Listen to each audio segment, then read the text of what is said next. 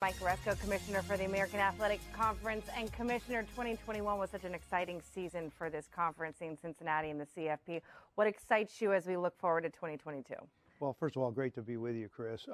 It was the pinnacle, no question about it, making the college football playoff, Cincinnati, and all credit to them. I think we look forward to another great season. We've got a lot of good teams. We think we'll have a good shot at either the playoff or New Year's Day again. So it should be exciting. As you know, it's going to be a different conference next year, but this year we're pretty much the same as we were last year. We've got a lot of good teams. Well, good deal. I know that you have a lot to say, so I'll let you take the floor. Well, thank you, Chris. Appreciate it. On behalf of the American Athletic Conference, I would like to welcome everyone to our 2002 Media Day. I want to thank Chris and Rini Ingolia for again hosting our Media Day this year. It was great to be with them last year and again this year. We appreciate the wonderful job you do, Chris, as well as Rini. I want to recognize and thank Mike Fitz, who's the president of Tulane University, and Gerald Turner, president of SMU, our board chair and vice chair, respectively, for their outstanding contributions to the conference. Their steady hand has helped guide us through some challenging times. I also want to recognize and thank Michael Kelly, our past AD chair, and Rick Hart, our current athletic director chair, for their important efforts in keeping our conference on a strong upward trajectory and at the top rung of college sports. Scott Draper, our vice president of football, has handled our day-to-day and strategic football operations with a firm, talented, and experienced hand. I want to thank him. Also, thanks to Chuck Sullivan and Leslie Ann Wade for organizing our Media Day. Leslie Ann does a great job overseeing our communications efforts, and Chuck does a terrific job overseeing our day-to-day operations. Shout out to Troy Dannon, Tulane's athletic director, for his outstanding work on the NCAA Transformation Committee and the Football Oversight Committee. We're proud to have him on those committees and appreciate the work he does. I also want to welcome two new head coaches, Rhett Lashley at SMU and Stan Drayton at Temple. We know they'll be great additions to our strong roster of coaches. I also want to recognize Chet Gladchuk, who will be joining the College Football Playoff Selection Committee. He's the first athletic director from our conference to be on the committee, and I know he'll do a great job. Today is a day to celebrate our football and to focus on our conference's 2022 football outlook, which, as usual, is very bright. You will hear from our coaches and players, of whom I am extremely proud. I myself, in my remarks today, feel compelled to address some of the key issues facing college sports. Never have so many critical issues swirled around college athletics at the same time. Realignment, NIL, name, image, and likeness, unionization, the transfer portal, FBS, the football bowl subdivision schools, conferences potentially splitting off from the NCAA enforcement function possibly being overhauled, the deliberations of the NCAA Transformation Committee and the future of Division I, the very future of the NCAA and the future of the college football playoff. These and many other issues confront us, and I will focus on a few of these today, as our conference will be affected just like the other conferences. As we all know, realignment has again been in the news. It's sent shockwaves throughout the college sports landscape, has roiled the waters of college sports, and continues to do so. It affected us last year and may again. We don't know. 3 of our members, UCF, Cincinnati, and Houston, will depart the conference in July 2023. We appreciate their important contributions to our conference's legacy over the past decade, and we'll enjoy having them compete in the American this season. Congratulations to Cincinnati, our AAC champion, on becoming the first G5. You know, I don't like that label, but nevertheless, they were the first G5 team to make the college football playoff. That's a singular and historic achievement. Our conference has had great teams over the years who were not selected, and we always face long odds. But Luke Fickell's Cincinnati Bearcats overcame them and wrote a special chapter in our conference's history. Congratulations to Luke also on being named Coach of the Year by numerous media outlets. Congratulations also to Houston for playing in our championship game and enjoying a great season, including a bowl win over Auburn under Coach Dana Holgerson. We will be welcoming 6 new schools to the conference in July 2023. We are proud to add UAB, FAU, North Texas, the University of North Carolina, Charlotte, Rice, and UTSA to our conference, bringing us to 14 football teams, with Wichita State also playing basketball and Olympic sports in the conference. These 6 new schools bring energy, commitment, and achievement to the American. They will hold our banner high, and their competitiveness will assure the vitality of our conference in the years to come. UAB will, however, be without the coach who has restored their program in remarkable fashion, Bill Clark. I want to wish Bill well, and I hope he is back coaching sooner than later. He's done an unbelievable job. Finally, a shout out to Kenny Niumatalolo, who is our veteran coach, and I want to congratulate him on a thrilling Navy victory over Army at the Meadowlands in December. Our conference is strong competitively and financially, and we provide a memorable and outstanding experience for our student athletes. As I have said, we all know this is a new and challenging era in college sports, unlike any that we've ever experienced. These are unsettling times. We arrived at this place gradually over the years, and now we find ourselves suddenly at a truly pivotal moment. NIL, pay-to-play, the transfer portal, realignment, etc., all have conspired to create a perfect storm. While I have no doubt that our conference will successfully navigate the shoals, what will college sports look like in the future? What do we want it to look like? The amateur model we have embraced for decades is gone. We can't pretend that it still exists. But at the other end of the spectrum is pure NFL-style professionalism. And is that what we want? Is there a reasonable middle ground that retains the student-athlete experience and does not make our student-athletes employees or union members? I believe there is. I think we can work together nationally to stabilize the currently unsettled situation. We may need help from Congress in this, and I know there are skeptics regarding that, but it may even seem an oxymoron to be able to get help at this point from Congress, but I believe it is possible. But first, I believe we have to have a coordinated approach among the conferences, and more on that a bit later. The first thing I want to address is the talk about the FBS breakaway potentially from the NCAA. It's a key issue, and it's whether the FBS conferences and all the FBS conferences, not just some, should break away from the current NCAA governance model and govern themselves. This does not necessarily mean abandoning all functions that the NCAA undertakes, but it does include rulemaking, operating the postseason, control of officiating, things of that nature. I think we have to look seriously at this. What about the enforcement function, you might ask, which is still fundamental to the collegiate mission? Can the NCAA or a separate entity handle that even if FBS governs itself in other areas? It's reasonable to believe that FBS football should be governed by committees comprised solely of FBS representatives. The FBS commissioner should have a major role in how FBS football is run. Football is clearly a separate and distinct entity within the NCAA and could benefit from its own governance structure. With the interconnection between the regular season and the college football playoff, it may make sense to streamline the governance process through FBS self-governance. This is going to be an ongoing debate in which our conference will clearly participate. And there's another aspect, though, that is worth mentioning. We have to be inclusive with respect to FBS. What do I mean by that? Autonomy is now becoming an archaic concept and has been for a while. In view of the NCAA Transformation Committee's work, and with the power likely devolving to conferences, the autonomy designation and governance model is no longer needed. Disappearing along with it should be the Group of Five moniker. That label has been destructive. It should all be FBS. I've said it many times. The recent realignment of the past 2 years makes the autonomy concept and the accompanying Power 5 media branding even less meaningful than it was before. If all 10 FBS conferences are viewed equally in terms of branding, as I believe they should be, then upward mobility, a feature of our American heritage, would be a more realistic possibility. Yes, some FBS conferences will, of course, be more equal than others in terms of revenue, competitiveness, all the things that obviously matter. That's perfectly normal and acceptable. But actually having to earn a particular status or reputation would be a healthy development. I want to turn to the college football playoff now, which obviously is of very much on in the news and is very important.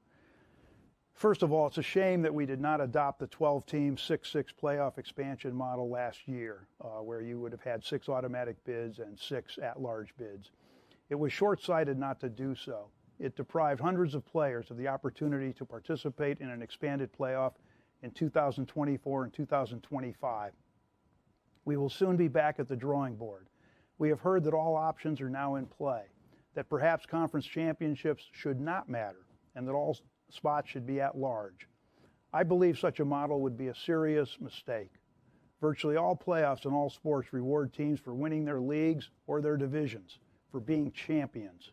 The best playoff model features a balanced mix of automatic bids and at-large bids, which was the model recommended by the College Football Playoff Working Group. I understand that conference composition has since changed, that marquee brands will now be more concentrated in two potentially dominant conferences. However, while that consolidation may make sense in terms of money and TV deals, it does not justify adopting a playoff system that caters to such consolidation. With the 12-team 6-6 plan, we accomplish key goals. We affirm the importance of conference championships, that winning a championship does and should matter, and we create an FBS-centered model which will give access to the so-called group of 5 teams. We have an opportunity to create relevance for all 130 FBS teams and multiple conferences. It would be a mistake, a big mistake, to adopt a system that could largely exclude 3/4 of FBS teams. My open letter to college football earlier in the year described the rationale, or actually last year, described the rationale and merits of the 12-team 6-6 model. And the events that have happened since have actually strengthened the need for that or a similar model. A 16-team model is being floated, you've heard that, and now it's being discussed in an effort to provide more at-large spots. And that is something we should consider. There are some issues with it, of course, but I will be discussing it, that model, with my conference and my fellow commissioners. With significant changes to the composition of the Big 12 and Pac-12, perhaps even more changes involving those in other conferences down the road, no one knows, the 5+1 model makes even less sense than it did before, which to me didn't make any sense. We could just as easily argue now for a 2+whatever model based on the recent realignment. But of course, that would also defeat the purpose of a true merit-based playoff. So-called G5 conferences are now more similar to several of the so-called P5 conferences than they ever were before. And it is important that the G5 conferences have playoff access. An ultimate goal would also be relegating the G5 label, which you know I have abhorred for many years, to the dustbin of history. You know, we're all FBS. A case in point regarding conference affiliation is the fact that Houston and UCF were clearly playoff contenders during many of their years in our conference, as was Cincinnati, which actually made it last year. Those teams were not given the respect they deserved over the years. But now that they've signed a piece of paper, they're suddenly P5 and worthy of serious playoff consideration, according to various accounts I've read. Transformed by signing a piece of paper. It makes no sense. A 6-6 model, or perhaps an 8-8 model if you have 16 teams. I'm not sure 10-6 would necessarily work, but 8-8 possibly could, because we know that there's a strong desire for at-large teams. But that, as opposed to all at-large selections, will prevent any perception that the CFP selection committee will simply overload on so-called P2 teams because of brand considerations. Our conference will continue to be a force in the college football playoff room. We have meetings coming up in September, and will be a force for the good of the game as discussions continue. Turning to NIL and pay to play. Name, image, and likeness is here to stay, and it wouldn't be an issue. It's not a bad thing. It wouldn't be an issue if, in fact, it really was NIL, but it's not at the current time. We'll have to see how the collectives that have been set up will play out, and perhaps we can put some restrictions on them down the road, basically to ensure that NIL is rooted in a rational, fair market value system. Otherwise, NIL is simply paying to entice recruits and paying to retain current roster players, regardless of their true NIL value. As for paying players, I see that as a more existential challenge. Whether one thinks it is a good idea or not, it is where we seem to be headed. College athletics has never been about paid athletes, although benefits have been plentiful, and they remain plentiful, more than ever before. But forces now beyond our control are gathering strength. Whatever we do in the future, we need to avoid employee status and unionization, which I believe would be potentially disastrous. If payments to athletes are inevitable, perhaps a graduate student type system of some sort can be set up. I don't know. None of us have those answers yet. While we may envision, and perhaps what we can envision and perhaps can shape, is a national or regional collective bargaining system that does not include employee status or unionization. While supporting true NIL, I am not campaigning to pay players. However, if it comes to that, what we have to avoid is a state-by-state patchwork of pay-to-play or revenue-sharing mandates. California, unfortunately, may again lead the way in that. The increasing professionalism of our enterprise is obvious, and we have to shape a reasonable structure. Any approach to a national plan or to gain assistance from Congress should be coordinated among all FBS conferences and not done on an ad hoc basis by individual conferences.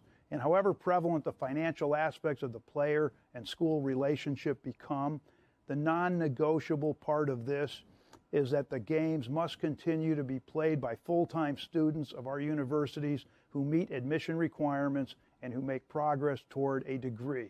That is not negotiable. What is the point of college football if it becomes minor league pro football?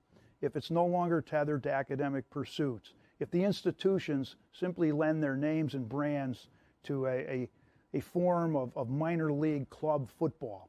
If rivalries are lost, if loyalty to teams wavers, and if fans no longer care as much? Will the sport be consumed by player negotiations over money? I have always been a firm advocate of the collegiate model, not an amateur model in its strict meaning. That doesn't exist, and probably in many ways never truly did exist, but a collegiate model that has players as students, where they're not pros, where they still enjoy college competition, where agents and professional football are kept at bay for a few years. But we are entering a new world, and it is up to us not only to adapt to that world, but to shape that world and not let it be shaped for us. And to shape it so that college football and college sports still remain college football and college sports, that they're still recognizable. I don't know if we can keep what has made college football and college sports special, but we have to try. Turning to realignment. Realignment's been a constant for 30 years, perhaps even longer. Consolidation has been obviously the more recent trend. Conferences are voluntary organizations. We have to remember that. If you observe the exit bylaws, you can leave. We can lament realignment all we want, but we have to deal with it. Admittedly, it is a hard, unforgiving business. Trust is shattered routinely in these situations. Feelings are hurt. Relationships can end. Friendships can dissolve. And schools are often blindsided and left scrambling. Although one cannot take it personally, it is by no means fun. The realignment we have seen is, of course, driven by money and competitive positioning, which are two sides of the same coin. Looking out for the collective good, and not everyone would define the collective good in the same way, has unfortunately not been a hallmark in the recent history of conference motives or actions. And the realignment musical chairs, if you will, is evidence of that. That will not change, unfortunately, and we simply have to deal with the reality of it.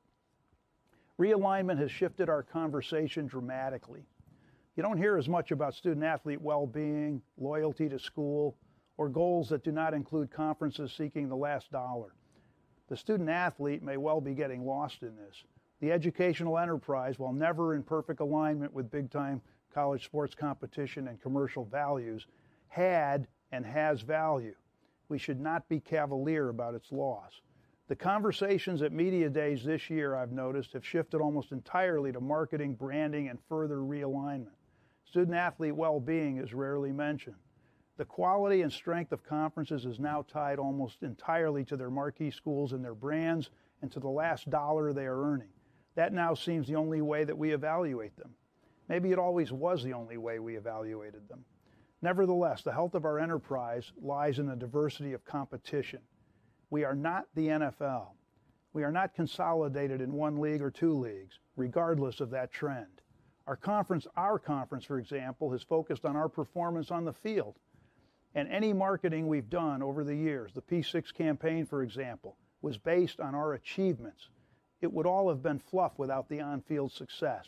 We made our reputation by virtue of our performance. What can we do in the face of the recent conference upheavals and consolidation? Well, we can fight for a healthier, more equitable system on the various fronts that are still in play, that are still available to us. Among them, the college football playoff, NCAA governance, and important protocols that still remain, such as scholarship limits, which helps, obviously, level the playing field. Complete concentration in a few top conferences at the expense of historic associations and rivalries does not strike me as a good thing, but the caveat is that we don't know how that will play out with fan interest or competitiveness on the field. Nevertheless, the dismantling of storied and ancient conferences and the abandoning of ancient and historic rivalries hardly seems a positive. Something important is being lost. Let us not pretend otherwise. Money has always driven things, although maybe not as completely as currently. We cannot cry over spilled milk. A new world has been gradually dawning. It's now suddenly upon us, and if we still care about college sports, we have to make the best of it. The foundation of the NFL's success, the equality concept, has for the most part escaped college sports in the realignment era. So at this point, we should do whatever we can to enhance overall competitiveness. There are still things we can do. We want schools and people around the country to care, not just a handful of schools and their fan bases. This is going to get harder, but we must re-intensify our efforts in the areas still open to us. Difficulty cannot be an excuse. And I'm not criticizing those who've engaged in conference expansion. I can understand why it occurs there, and we'll talk about that, a bit later. But we still have to deal with it, and we have to deal with it in a way that preserves the health of college football. The way forward. We can all see that college sports are being professionalized in many different ways. Recent events demonstrate starkly that collegiate conferences shared geography, history, tradition, culture, and rivalries are now approaching irrelevance as they take a clear backseat to money, to the pursuit of the last dollar. The consolidation of the best marquee programs in just a few conferences is mainly a function of money, but along with the money, there is the related desire to be nationally relevant, to compete for championships, to succeed in recruiting, the lifeblood of competitiveness. And these things are also driving top programs to the two dominant conferences. Money trumps all, and as been said, money is undefeated. With the challenges facing athletic departments, with paying players a possibility down the road, it's understandable that schools will look to conferences with much larger annual payouts. Maintaining relevancy nationally is also critical, and conferences with the strongest financial position can clearly better provide that. As I've said, we can't lament this consolidation, but we also have to understand it. We can lament it, but we have to understand it. It's a new world that's been dawning, and it's been dawning for a while. The process simply has accelerated recently. How will this affect college football in the future? How will it affect fans, interest in the game? How will it affect the schools not in the two dominant conferences? Time will tell, but the decades-long charm of regional conferences and regional rivalries is disappearing. College football is entertaining and fun. Its popularity is clear and has been clear for some time. But will something irreplaceable be lost in this new world of super conferences and professionalized players? Again, time will tell. But creating a large group of second-class citizens would not appear to be a healthy development. Consolidation of the elite brands may well diminish everyone else. Competitiveness nationally could be lost. Media attention will increasingly be focused on a couple of conferences, if in fact these mega leagues can even be called conferences anymore. Nevertheless, all is not necessarily doom and gloom, and our conference is a shining example of that. The American has, against all odds, been nationally relevant for the entire decade of its existence, despite a noticeable lack of attention from the media compared to that given to the so-called P5 conferences, and also with far less revenue than they've had. Our conference has been incredibly successful, has thrived and achieved a great deal, including a CFP appearance no one thought realistic or even possible, and a national championship in men's basketball and multiple national championship in women's basketball. Our league also created, annual college football playoff controversy that was fun and energized college football. We remember those debates regarding UCF and then Cincinnati and Houston.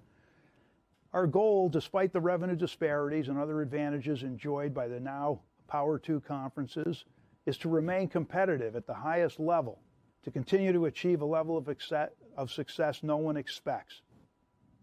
All the credit goes to our student athletes and coaches and to the administrators and alumni and fans who support them. Perhaps the future road will be harder and far more uncertain in the new world of NIL and loosened transfer rules and increasing revenue disparities. But if we redouble our efforts, if we recruit intelligently, if we use our resources intelligently, if we hire the caliber of coaches we've hired over our history, and if we enjoy the commitment and support of our administrators, alumni, and fans, we can far exceed expectations. I echo a quote by Edward R. Murrow: "Difficulty is an excuse history has never accepted. If we are going to compete at the highest level, we have no choice but to meet and overcome whatever difficulties and challenges we face, even if they're greater than before. A reduced or diminished commitment goes against everything our conference stands for. It had been suggested over the past several years that we should set our sights lower. We have been told that we should know our place and accept a certain kind of second-class status and enjoy whatever achievements we can muster at a lower level of competition and commitment. The unfortunate G5 designation has fueled that attitude and fueled damaging perceptions and media inattention to our considerable achievements on the field and on the court and in Olympic sports, and to our considerable influence in the college football playoff and NCAA councils. Cincinnati would never have made the college football playoff, an historic and seminal achievement, if we had taken that advice. We would not have appeared in 7 New Year's Bowls over 9 years had we taken that advice. We would not have won a national championship in men's basketball, multiple national championships in women's basketball, appearances in a men's Final Four and Elite Eight, and multiple Sweet 16s, among many other accomplishments, if we had taken that advice. I know I speak for my schools and their leadership, their student athletes and their coaches and their committed fans, when I defiantly say that we will never accept a reduced status. We may not always achieve our goals, we know the odds we face, but we'll continue to strive to be the best. We will not achieve perfection, no one does, but we will give ourselves the opportunity to achieve excellence. A quote from Michelangelo describes the code by which this conference lives. The greatest danger for most of us is not that our aim is too high and we miss it, but that it is too low and we reach it. In summary, we're going to have another strong season. Our success has been phenomenal, and it will continue. We had our first playoff team this past year, as I said, a remarkable accomplishment. We've appeared in 7 of 9 New Year's Bowls, as I said, and we've been extremely competitive. We have 59 so-called P5 wins over a decade. Our P6 campaign has been vibrant, but I'm not sure that the P6 designation will mean that much going forward. It will be better for us in the future to frame our goals as striving to be one of the elite conferences. I believe that's the approach we should take. It may now, be P2 and everyone else for media branding purposes, but we want to be known for our achievements, and I know we can be. Again, we want to be an elite conference as we have been. We have been challenged, and we have also challenged, and we've surpassed some P5 conferences, even with the marquee teams that they've had who will be departing. Now the field is leveled even more. As we approach our 10th year, we are established and stronger than ever. What will happen after this year when Cincinnati, Houston, and UCF depart? We wish them well. We'll pick up where we left off. We have quality incumbent teams, and several are now regaining their former strength. 10 of our 11 schools return their starting quarterbacks, and Cincinnati has 2 veterans engaged in a healthy competition. We are adding 6 excellent programs next year, all of which will thrive in our conference. They have already made their mark in their current conference. Looking ahead, we are well positioned. We are in 4 of the top 10 media markets. Our media markets compare very favorably to those of the Big 12 and Pac-12, for example. We will continue to be an elite conference with elite athletes who relish competing at the highest level. We will continue to attract talented, gifted, dedicated, chip-on-their-shoulder players. We will do this by continuing to hire good coaches, by competing effectively on the biggest stages, by continuing to take advantage of our outstanding ESPN TV exposure. And I want to shout out here to ESPN, which does an unbelievable job for us in college football. And they are the leader, and they have been absolutely terrific to work with. And also, we schedule intelligently, and we offer a quality education to our student athletes, something that shouldn't be underestimated. And we also offer thoughtful NIL opportunities, among many other things. I myself am looking forward to this season with a great deal of relish. I think it'll be a great one. I thank you all for joining us, and I wish all of our teams great success. Thank you. Commissioner Mike Oresko, appreciate the time, and especially during the ever-changing landscape of college football. I'm sure our media members have several follow-ups to everything that you talked about. Chuck Sullivan, the Assistant Commissioner for Communication, is going to facilitate that so the media members through Zoom can raise their hand. Chuck, I will let you direct who has the first question. Thanks, Chris. And we'll go right to questions from, we'll start with Joseph Hoyt from the Dallas Morning News, please. Joseph, you just unmute yourself. I'm not hearing very well, Chris. I'm not hearing. No, tell Chuck. Hey, Mike, can you hear me? It came out, yeah. Chuck, yeah, I can hear you now, Chuck. Thank you. Okay, we're good. First question is from Joseph Hoyt from Dallas Morning News. Hey, Mike, good to hear from you. I want to get your perspective on the last year. Obviously, a year ago, you've had the dangers of losing multiple members to a Power 5 conference. This year, next year you have 6 more coming in, but also now you talked about the dangers of not only there being a Power 5, but a Power 2 Super Leagues.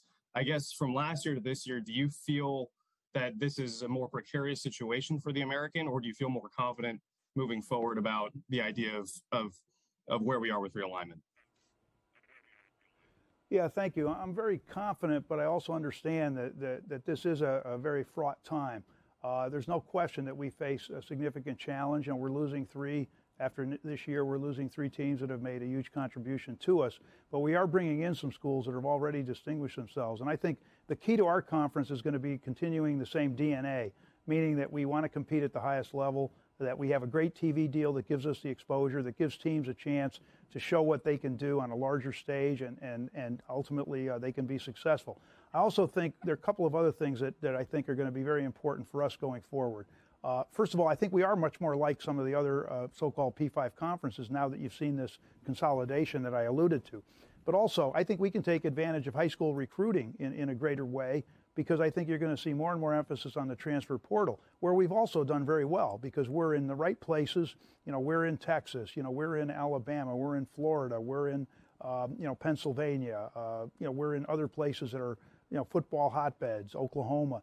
And so consequently, student athletes who may not come to our schools initially want to come back home, and we've done very well regarding that. But I think if we have good schools, and if we recruit successfully and we do the things that we should do, we can keep our players, and I think we'll be very successful. I think there's going to be a range of competitiveness that I think will ultimately favor us. I really do believe that. And just because you have all the money in the world doesn't mean you're going to be as competitive. We've seen that with certain schools. We've seen that with certain conferences. So while I'm optimistic that we can do the same things we've done, we were given up pretty much for dead 10 years ago. Look what we did. Nobody expected that. So I think we can do it again. But it will be a challenge, and NIL will definitely be a hurdle that we'll have to deal with. Okay, we'll take the next question from Mark Giannotto for the Memphis Commercial Appeal, please. Hi, Mike. How's it going? Thanks for doing this. You meant you're talking about it a little bit there. The best 3 teams in last year and the teams that were picked top 3 in the preseason poll this year, the 3 teams that are leaving the conference after this season. I guess my question to you, how concerning is that? You alluded a little bit to it, and why do you think you'll be able to kind of maintain your spot in the current college football ecosystem when those teams leave after this season?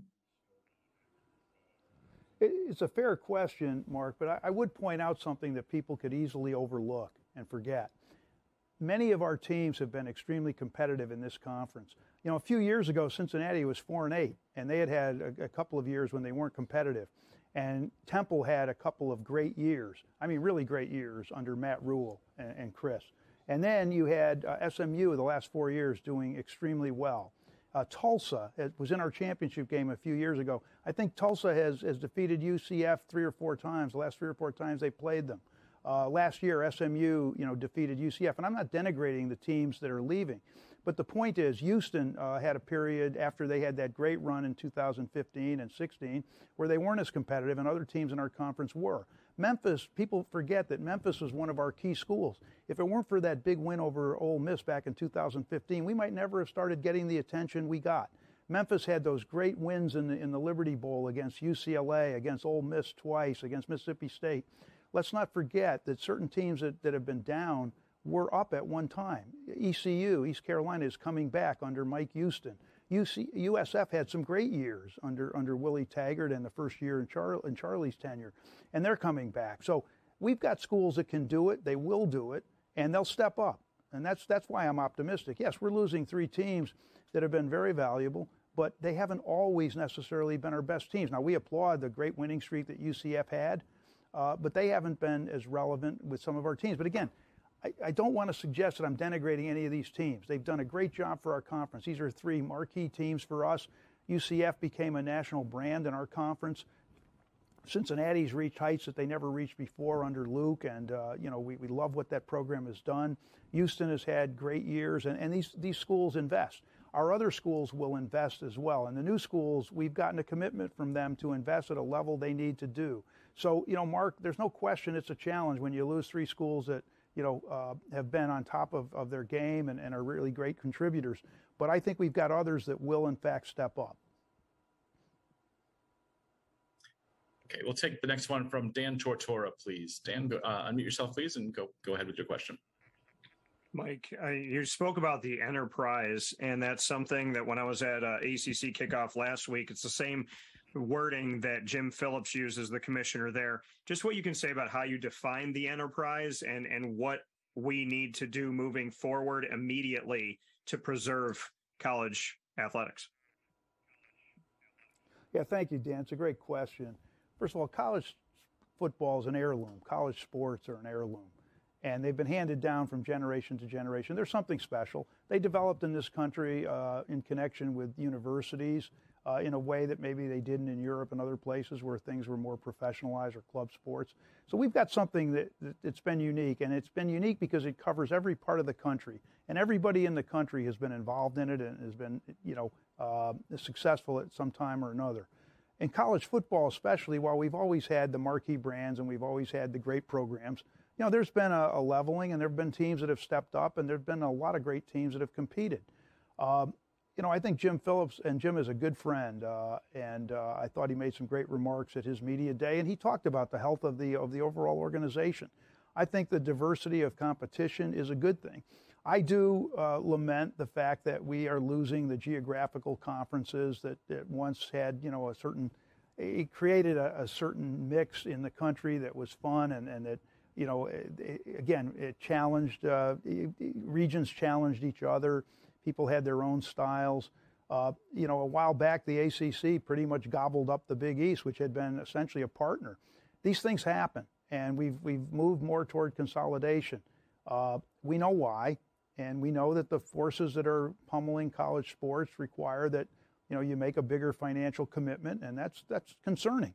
People just think that because these TV deals are pretty large, some of them, that the money just keeps flowing. The money's used for so many different things. We provide so many things to our student athletes, including all the Olympic sports we sponsor that basically don't generate virtually any revenue. So, to keep the entire enterprise healthy, I think you have to have a level of competition. And that's why I pointed out in my talk that we have to look at the things we can still look at. We know that there's going to be this consolidation. We know the media is going to focus on maybe a couple of conferences. But it doesn't mean that we can't have a fair system with the CFP where everybody has a real shot, like we've had a shot recently. Maybe there's some other things we can do. We have to keep scholarship limits in a reasonable place. We have to do everything we can. There's no level playing field. There never has been. But we have to do everything we can to keep things competitive. And if we do that, then every nook and cranny of the country will care. You don't want just a few fan bases caring and the rest not caring. Sure, you might get some big ratings for the big games. I don't know what's going to happen. People love college football. But you're going to lose something valuable if 3/4 of college football isn't as relevant as it was. And so that's the challenge we face, Dan. And that's what I think we mean by the enterprise. For more information, you can visit tulsaworld.com.